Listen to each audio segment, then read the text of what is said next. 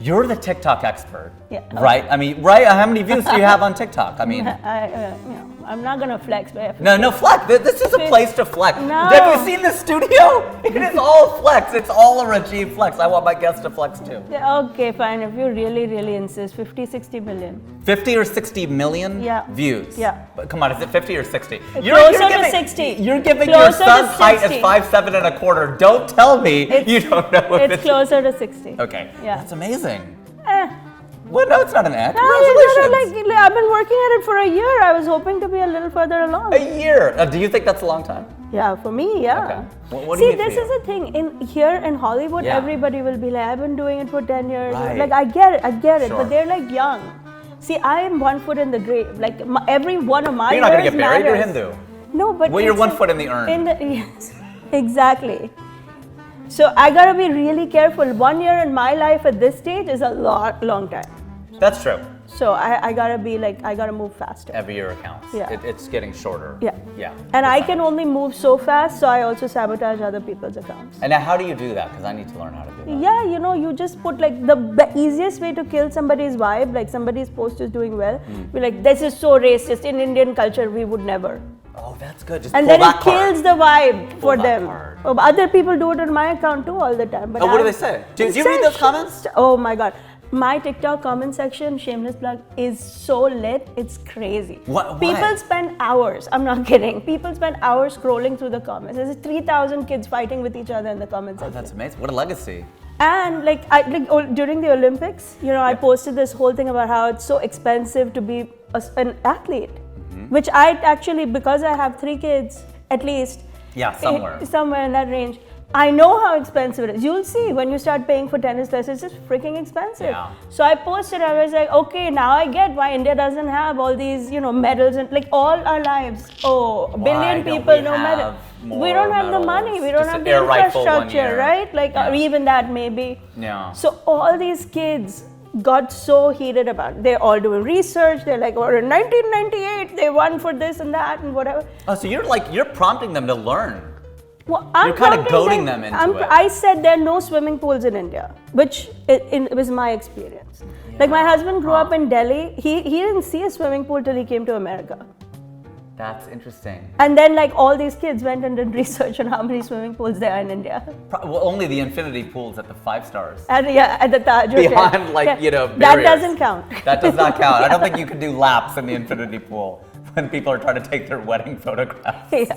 I don't think that's going to work too well. But it's that kind of provocation that gets people interested, and it's a little provocative, but not really. But it's also interesting enough that they're like, could this be true? It makes you think, could this be true? And is it true? I don't know. They're finding out for me. They're also my research people. So you put it out there. So you're kind of a reverse journalist. Yeah. Like they do the research and then they write the piece. You're like, let me make the piece, and then we'll find out if it's real. I'm like, yeah, sure, find out. Let me know. Let me know. What do you find? That's why you're scrolling through the comments yourself. Exactly. What are give me an example of something that you put out there that's one of your moments where you're like, oh my gosh, this was like a video you posted and then you had all this argument. What's a great example? Like right I've now, through a lot of your right TikToks now, I have a video of me making a roti. Okay. And my son, I tell him, I'm like, if you want to eat a hot roti, Jennifer or Susie not gonna make it for you. That's true. I mean, yeah, but like I got people like on every platform. You're racist, she's racist. Why can't Jennifer make a roti? Susie can learn to make a roti. Do a roti tutorial. What's your job then if you're not going to teach them how to make a roti? Why can't he make his own damn roti? It could be Jake, it could be Paul. It went like in every direction. So good. It's an 11-second video that has created so much engagement. It's wild. And I'm just like, okay, maybe I am racist. I don't know. I didn't think about it. You know what I mean? Like, well, I spend a whole night to get 11 seconds of something out of it, so I can totally understand what you're saying. That's incredible. Again, that was him. PG-13. That's what we do here. PG-13. Walk the line. So that's great. So it's a provocation. You found a way to tap in, but do you go into it going, this is going to be provocative or it's going to be funny? You know what? This is where being a mom helps. I know what triggers my kids. Like when I say that stuff to my kids in real life, they go, Mom. Then exactly. How can you say that? You're not allowed to say that. So I know. So now I record those moments. Oh, that's good. because they're your own focus group. Yeah, and I know it's so predictable what's going to trip them at this point. Yeah, right. That I can lay a trap pattern. and I get it right away. I'd be like, oh, I don't think you should eat that. Okay, Bridge, you eat. The boy can eat, not Zoya. She's a girl. She's got, And then immediately she's like, oh my God, Mom, I can't believe you said that. And I captured it by then. Oh, that's good. I don't even need any more. I just cut it off with you can't eat Zoya and that's it. Yeah, you don't need more content. Just put enough out there. I just have to put the idea of it out there. Yeah. And then people have their own interpretations. And nobody else is really doing this. Oh, I don't know. I mean, listen, there's no way to say that because that's why it's a question. Yeah. There's like millions of, everybody, but there's billions of us and no Olympic medals, so there's millions of, there's only one Zarna Garg. It's possible. So the thing is, you're a stand-up comedian and you'll appreciate this. A lot of digital comedians, a lot of people creating all kinds of content. I'm also a writer, and that part I think no one's doing. Like, I take pride in the jokes I write. Right. And I love, it's something I pride myself on. The technical aspect of the joke, the delivery in a club. Sure. And then blending the world of digital comedy, and that is a different thing. So I can tell you with some confidence, no one is doing the stand-up bit the way I do it. Sure. Because, there is an art to it, as you know. Of course. It's not just standing there and babbling. It's like, people don't know because stand-up comedy is so new in our culture. They're like, oh, you're funny, just go up there and just say whatever. And anything you say is funny. So this is where, when you said, how long have you been doing it? In theory, 2 years. But my whole life, I've been pushed on stage. Oh, okay, so not just like cracking jokes at parties, but you mean like on a stage? Like somebody's birthday, you go do the speech. Okay. In fact, that's a thing. You go, because in Indian aunties, I remember once a very big birthday event we went to, and all my friends got together and wrote a speech combined, they did, about the birthday girl. And like, literally, they were at a loss, so they were like, A for amazing, you're so amazing. I'm sitting there, I'm like, oh my God. Oh, 25 more of these. No, we cannot do this. So I got up there and I did a speech. Now, today I know it's stand-up. But back then I had no idea. But I've been doing that my whole life. It's interesting you say that, because when people ask me, when did you start? In a comedy club in Cincinnati, that's one thing, but I was performing for all these holy events, Diwali events, with literally 1,000 people there. Yeah. I mean, it was a huge event. Yeah. People go, so you were doing this when you were 13? I go, and then comedian, you get a little bit like, in a room of comics, in a green room, do I really want to say I've been doing it since I was 13, when Dave Chappelle really got on stage when he was 14 years old? Right. No, not like that. But yes, you're right. What makes it harder, I think, for us is that those aren't comedy rooms. Like when you perform, a lot of people don't even know that there's going to be a comedian. People are milling about. You have to like get their attention. And if you're not funny in the first minute, they see audience isn't going to sit there quietly and watch. They're barely going to watch if you're funny. Then once you get them, exactly, then they will watch. Even if you're funny, they're going to be like, I don't know. I mean, listen, when's the food? And I'm guilty of it. My whole family. Like, I've gone into movie theaters in the last 2-3 years in India. Before the credits, and in the Indian movies, the credits come first, right? They tell you the producer, the director. They want to get their credit before they leave. They're tweeting, like the movie hasn't started. They're like, the beginning was very boring. It's been 1 minute. Like, I'm dying. As a creator, I'm like, could you give them a minute, please? But my own family, like my brother will fan out and they say, don't bother coming in. If you haven't parked, don't park. Oh my God. That is incredible. It's brutal, They're right? brutal. Our culture is brutal. So I've done Zoom shows, as like everybody. I have a big Zoom comedy business now because I do a lot for corporates and whatever. I did Zoom shows for Indian uncles, and I'm sure you have too. Oh yeah, many times. Like 100 people in the windows. Like, And then as you're doing the set, like in my case, because also I'm a woman, so double whammy. As I'm doing the set, the chat, the chat box, she is not funny. That's what I have to look at. She is not funny. That wasn't funny. This is not our sanskar. Okay, that was a little funny. And then the next day, okay, that was a little. It's amazing how good that feels then. Yeah, they've really broken you down and I'm throw you a cracker. I'm like, I still have 29 minutes to go, yo. Right. And then the next day, they're tweeting my jokes as if it's theirs. Oh. The next day they're like, oh, I saw a Yelp review of a cardiologist and the Yelp review was 5-star, but probably the people who would have given it a bad review died. It's a good joke. Yeah, but like they use it. That wasn't that funny. Yeah, see, there you go. See? Yeah, see this? Yeah, exactly. Living proof. Living proof. But the chat is brutal. You're doing the show and during the chat they're like, oh, I think she was talking about Shubha. Like I made some kind of joke about a friend and they're like, I think I know who it is. I'm like, oh my God, you so don't know. Yeah. This is just a joke. You're it's like, nothing. but it really wasn't about Shubha though, right? Well. Yeah, Shubha, she's got her own issues. So. Yeah. Do you attribute a lot of your success? I mean, the pandemic had to have, I mean, obviously, all, sad to all the people who died, but as far as your career, it's taken off, right? Do you think the pandemic helped? Who's to know how it would have gone another way, right? Because I had a lot going on right before things shut down too. But I don't dwell on all that. Like I just keep going. Yep. The Z train keeps charging forward. That is. Whatever ZTV happens. Train. So it was, it was fine. That's like good. we keep adapting to whatever life throws our way. So what gives you more joy? Is it the love of the crowd live, or is it the likes or the comments on the digital? Like what? Look, the live show is its own thing, right? You like experiencing it, but the digital thrill is real too. Okay. And I've realized that. Like I do a lot of Zoom shows. You can feel the energy even through the wires. When something's going well, you feel it, and when it's just dying, you know it's dying. And now on TikTok, Instagram, like the reels and videos, you can feel the energy. Like this roti video, that's like 11 seconds is nothing, but the amount of conversation it's generated, it's exciting for me to watch. Totally. And more people are going to see it than obviously a room where there's 200 or even 1,000 people. Of course, and none of it was really like deeply thought of. It's so badly produced too. But those are the best because they're authentic, they're real. Completely, it's a real moment, and it's like actually thousands of people came out and said, I really wish I knew how to make it. I'm actually working on a roti tutorial now. See, that's great. That's so smart. It's exciting in a different way and unexpected. I never expected it.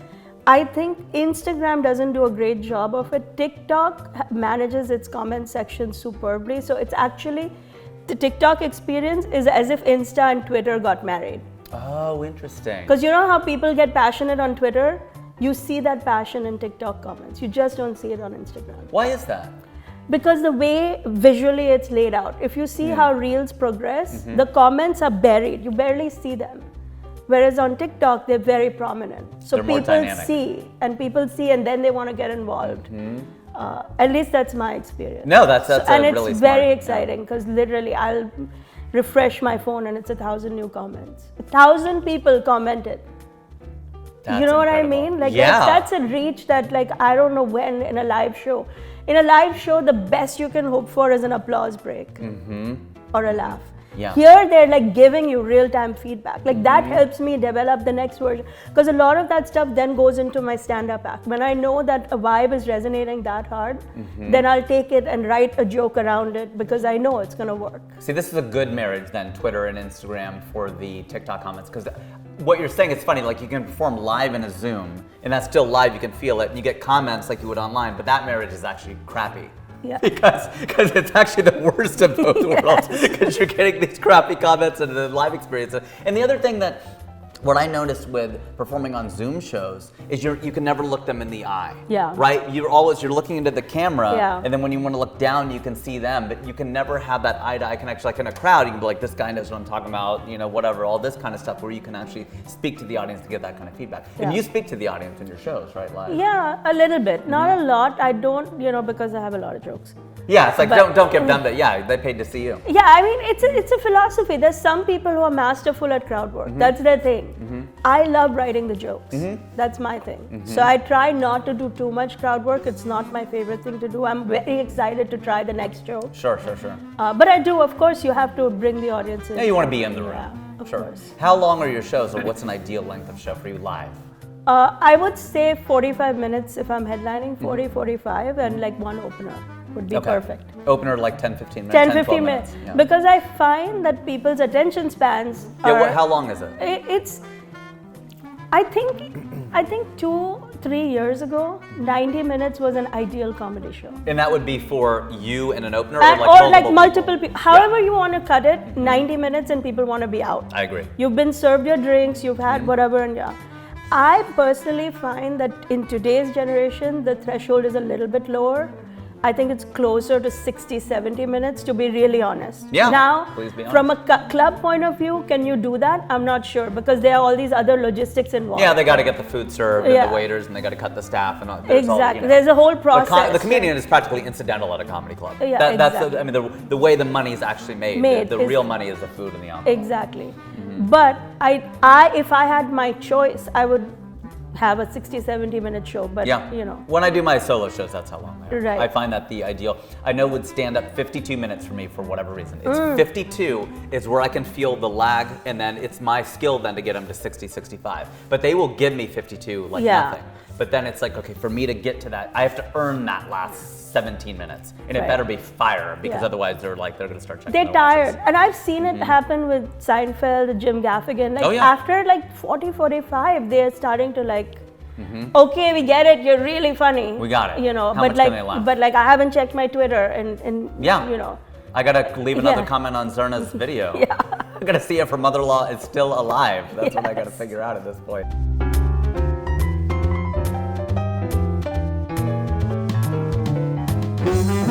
I'll tell you the biggest difference. Yeah. An Indian person born and raised in India embraces sacrifice. It's a part of life. Okay. You're gonna have to give something up to get something. Sure. In America, in general, not just with the AB series or the Indian people, sacrifice is a bad word. Yeah. Everybody wants to do everything at the same time. Why can't you eat and lose weight? Why can't you be a mother and work? Why can't you, sacrifice is offensive to America. It's an offensive concept. It's saying, no, you fight it. What do you And think when about... I say you, I mean culturally we in America fight it. Whereas in India, they're like, I have to leave her. No, she has to leave. I have to make my life. That's true, but what about the people who... I agree culturally, that's a very insightful observation, but what do you think about the people like my friends who have had to sacrifice short-term pain for long-term gain? They have studied, they've worked hard, they've busted their asses, they did all that stuff. They did sacrifice their social life. They didn't go out to the club. They stayed. But then they complain about it. See, that's the thing. The Indians are like, okay, we sacrifice. See, I don't think my there is no other way to live. I don't think my if you you are friends with the Hassan Minhaj. Yeah. How much he whines in his comedy? We will not get into it, but my mummy left me. No, let's get into it. She didn't leave him to go surfing in Hawaii. Right. She went to India. She had to finish her education. I try to imagine his mom surfing in Hawaii, but that would be. Well, you know what I mean? Like half of his homecoming, the homecoming special, is his parents did this, and I get it. He's exaggerating all of that. I get it, but it's somewhere in the root of his. Oh, I didn't know I had a sister. Okay, we forget. We do forget. The Indian auntie. I told you I forget myself how many kids I have. Like I'm alone. I have nothing. You're trying to keep him alive because in America, you have to also. Yeah. You get in trouble here. Even the girls, you gotta keep them alive. You gotta keep. It's a lot for a person. Or transition them. So it's an Indian person from India is not complaining about that. That's not to say they're not complaining. They're not complaining about that. What do they complain about? They complain about the kids. How much more do they want? We gave them everything. He has a room. I never had my own room. But isn't that what a generational, isn't every generation, that's the point? I want Naveen to, but I don't want my kid to have the best of everything. This is a big thing with me. They're like, I want my kid to have the best. I'm like, no, not necessarily. Good enough's good enough. He can go to public school. So your good enough is based on the threshold that you grew up with. I want it to be better than what I had. Think of what good enough was for us. So the threshold is here. How many times my kids will be like, but it's a question of what you can provide. If you're making that kind of money, it's what you can provide versus I can't. So there are people who, I went to a friend's wedding and they were not well-to-do. So they had paper napkins and paper plates. We weren't what the hell is this? That's all they can afford. So then you're happy with it. You go to some of these bastards, they have so much money and they throw the same kind of party and you're I'm screw this is bullshit. You should give me better than this. I'm the paper plate party even if I have money. Yeah, you should give me better. I want the good china. I want the good silverware. That's what I want. This is the thing. I'm I have the money, but I don't want to spend it. Now I'm spending it on your sorry ass to my kids. I'm like, what have you done? Nothing. Go sit down. But they're kids. They're not adults yet. Okay. Whatever mistakes my kid makes, that's on me. Because I'm the adult. How much responsibility you bichara don't, when you have this kid grows up, you're going to be like, you know what, this is on tape. This is on tape. Yeah, this is going to be it's on you. Yeah. You watch. I'll come back for this show in 2 years. You're going to be like, you threw up on that woman in the airplane? Yeah. It's on you. It's on me. Well, it's literally on her. Yeah, it's on her. That we could agree. I love this. Zarna, you're incredible. I love the jokes, the sparring. It's incredible. I want to thank Zarna for appearing on What Do You Bring to the Table. She's modeling the. Don't do that yet. They haven't paid for sponsorship. Yes. So yeah, that we can I agree. have won. Let's agree on that. I won. Well, Okay, that I never admit a loss. Okay, even if I Brinda, really pull did this win. contract. We're not letting this air. It doesn't work like that. Zarna, where can they find you? They already know, but where can they find you? At Zarna Garg on TikTok, Instagram, Facebook, Twitter, YouTube. Did I mention at Zarna Garg? Thanks everybody for joining us on this episode of What Do You Bring to the Table? I've been your host Rajiv, and I still am.